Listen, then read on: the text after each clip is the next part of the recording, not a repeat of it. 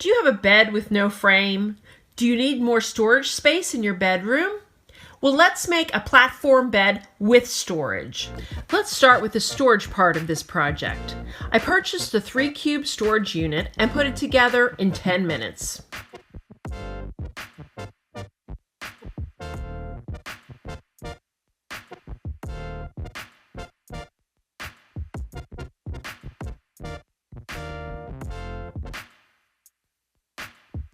Now for the bed frame. I painted 2 1x12-inch pieces of pine to use at the sides of the frame. I needed something to elevate the mattress, so using 2x4s, I cut to size and used a Craig jig to make 2 U legs.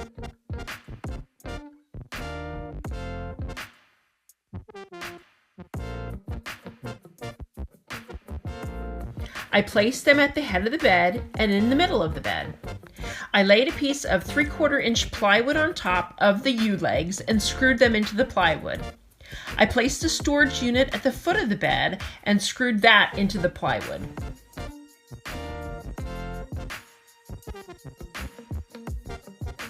The painted 1x12s were attached to the U-legs using brads. I then laid a 1x2 beside the plywood on the top and overhung the 1x12s and nailed them in place. Then I laid a 1x6 on top to hide the seam and nailed that in place. After the entire bed was done, I painted everything white. At the foot of the bed, the storage unit wasn't as wide as the actual bed, and there were gaps on either side. So to close those gaps, I used 2 1x2s as a frame, and then I nailed another 1x2 along the side and a 1x12 to cover the gap. I then nailed another 1x2 at the top to finish. After that, everything was painted white.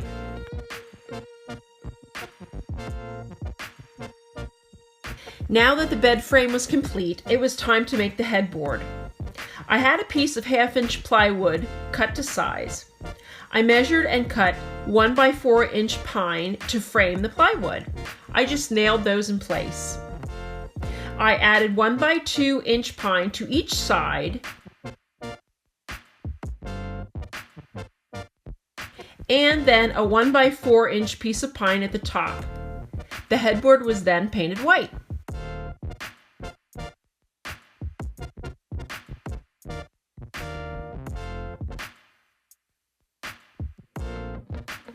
Once the paint was dry, I added 1x2 to either side and screwed them fast to the 2x4 U-legs underneath the bed.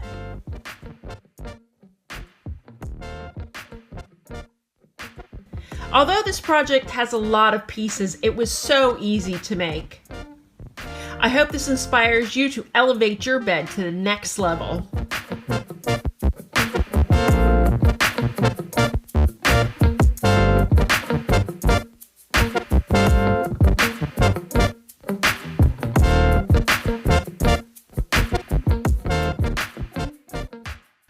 Grab some collapsible storage cubes from Walmart and some paint stir sticks from the hardware store.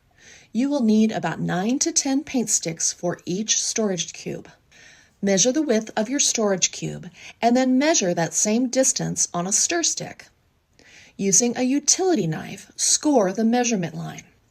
I was able to snap the end off many of my paint sticks, but did use a hand saw for some of the stubborn sticks. Make these cuts on all of your paint sticks. Once cut, sand the cut ends of the sticks so there are no rough edges. Using a clean cloth, wipe some wood stain on the top and sides of each paint stick in the stain color of your choice. Depending on how deep you want the stain color, give each paint stick 1 to 3 coats of stain. Let them dry completely. Once dry, lay the paint sticks once again on the side of an open storage cube. Don't lay them on the side with the grommet handles. Those grommets will be on the sides of your finished cube. When you have your layout, start to glue each stir stick to the storage cube panel with a hot glue gun. Your new elevated storage cube will be fantastic storage with its beautiful wood panel front. Take a fabric placemat, mine was a random placemat that I found at a thrift store, and flip it over. Using the storage cube insert, trace around the insert on the placemat with a pencil or marker. Once traced, cut the fabric square from the placemat with some sharp scissors. With a hot glue gun, glue the placemat square to the side of the open storage cube. Take some favorite yarn and make a pom-pom with a pom-pom maker. The instructions come with the pom-pom maker kit and are very easy to follow. Make sure to leave the pom-pom tails, there are 2 of them, long and intact when you make the pom-pom. Using a large needle or upholstery needle, thread one tail of the pom-pom and insert it through the upper center of the glued placemat through the storage cube. Remove the needle so the first tail is on the inside of the cube. Then thread the second pom-pom tail with the same needle and insert it near where you pushed the first tail through, and knot the 2 tails together on the inside of the storage cube. You now have a pom-pom knob for the storage cube. You can store anything you like in this whimsical but practical updated storage cube. So I headed down to the hardware store and picked up some 1x2s. When I got back to the condo, I measured my wall and cut the wood down to size. I stained the wood. It was really easy wearing gloves and using the cloth, and I loved the dark color. I let the pieces dry and then I was ready to start. I made sure the first piece was plumb. I recently learned that vertical measurements are plumb, whereas horizontal ones are level. I made sure the first piece was plumb, and then I used a nail gun to attach it to the wall. Once I had the first piece in place, I used another piece as a spacer and then secured the next one. Using the 1x2 as a spacer made the job quick and easy. I secured all of my vertical boards in place. I ended up using 13 pieces for the wall, but you can obviously add as many or as few as you need for your space. Many slat walls end at the top of the wall, but I'd seen a few that extended onto the ceiling and I liked the way they looked. I secured the pieces on the ceiling. I abutted them against each other, but these could certainly be miter cut for a more seamless finish if desired. I also cut the slat boards so as not to obstruct the outlet. I left some room to make sure that the wood wouldn't interfere with anything bulky that needed to be plugged in. The slat wall was looking good, but I wanted to make it more unique by adding light. I used LED strip lights with a remote control. These were really easy to use because they have an adhesive backing and could be stuck directly to the wood. I removed the backing and stuck them along the wall and also up onto the ceiling pieces. I chose to run the lights in alternate lines, but of course any pattern can be used depending on personal preference. Turning it on for the first time was exciting. The lights changed color with the remote, and my favorite was the cool blue light. I added a few more things to the room, including shelves in a matching color, curtains, and a bed. I love the uniqueness that the slats and lights gave to the room. I hope this inspired you to create a cool slat wall accent of your own. I had a few drawers left over from an upcycle project I did, and I've got 3 of them, and I've got the perfect solution for them. First thing though, I want to keep those wood runners under there. Those are going to come in handy later, but what I do need to get rid of is the plastic guides on the back. They're stapled in, they're easy to do, just pop each of the staples. Once I get those out, I just pop that off. It's not a problem. Next, I want to get rid of the hardware because I'm going to go with new hardware on my next project. I'm going to take the bigger drawer, put it in the middle, and the 2 small drawers on the side, and then I need to measure the whole width of the project. Take that width, and I'm going to transfer it over to a 1x6. I need to cut 2 equal parts of these 1x6s and lay them across. One's going to go on the front, and one's going to go on the back. Once I got those laid in place, I just used some brad nails to hold them down. You can use glue if you want, or screws, but it just seemed easier to use some brad nails, just pop them through, and I did quite a few. It's nice and strong, and then I'm going to tip it up on its side because now, once I get all the dust cleared, it's time to paint.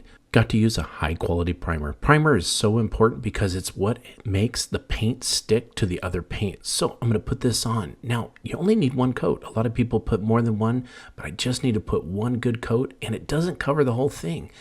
It does look a little messy at first, but it's okay. Go ahead and get that on. You're going to let it dry for a couple hours. The longer it dries, the better it works. It's time for the paint, and what we're going to need is a good quality cabinet paint.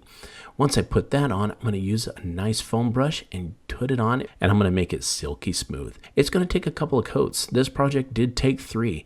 Now I'm going to lay it on its side, and it's time for some wheels. I bought this whole thing for $9.95. I'm going to go ahead and mark these wheels. They got 4 holes that go on the bottom, and I'm going to pre-drill because I don't want to split any wood when I put the screws in. Once I get it pre-drilled, I can put it back in place and put the screws on. It's going to work really good. I'm going to put 4 wheels on, and look, they're caster and they turn and they spin really nice. Once I get that done though, it's time to put onto the new hardware. It's hard to put these on sometimes, so I take a piece of tape, I put it down where the screw holes go, and then I pull it off and then put it on the cabinet where I want to drill it. Go ahead and drill some holes through where you marked it on the tape. Once you get that drilled, you can just go ahead and pull that tape right off. Put the new screws in, and then carefully but securely put the screws in and put the new hardware. On the ends, I just put some knobs because those work great, and now I'm going to slide it into place. But look at this. This is our guest room, and the great thing is I can put some extra blanket for those chilly nights and store them underneath there. You can also put seasonal clothes underneath, but once you get it full, you can just slide it underneath. Look at that great upcycle project. It actually turned out really good, and it didn't waste any of the drawers that I had for my last project. You won't believe how a panel of insulation material could change up my bed. I like my bed frame, but I wanted to dress it up a bit for the holidays. I went to the hardware store and purchased a lightweight sheet of insulation which cost under $20. I measured the length of my bed, which was 80 inches, and then also determined the height. I cut the insulation board really easily using a razor blade. After that, I purchased some batting and selected my favorite fabric. It took 3 yards. I cut the fabric and batting, leaving plenty of extra on both sides, since I was going to wrap it around the insulation board piece. I laid down the fabric with the good side of the fabric facing down. I placed the batting over that, and then the insulation board on top. Then I just wrapped it. I secured it using a staple gun, being generous with the staples. You could also choose to use a glue gun or duct tape to secure it in the back. I liked the staple gun because it was quick and held firmly enough. The next step was to mount it on the bed. I used command strips with Velcro on them. I positioned the decorative side piece and simply pressed it into place. After that, I used leftover material to create some pillows and dressed up the bed. I love the way it turned out. For around $60, I was able to transform my bed frame into something customized for the season. I hope you'll use this simple trick to dress up your bed in a fun way. Thanks for watching Home Talk, and see you next time.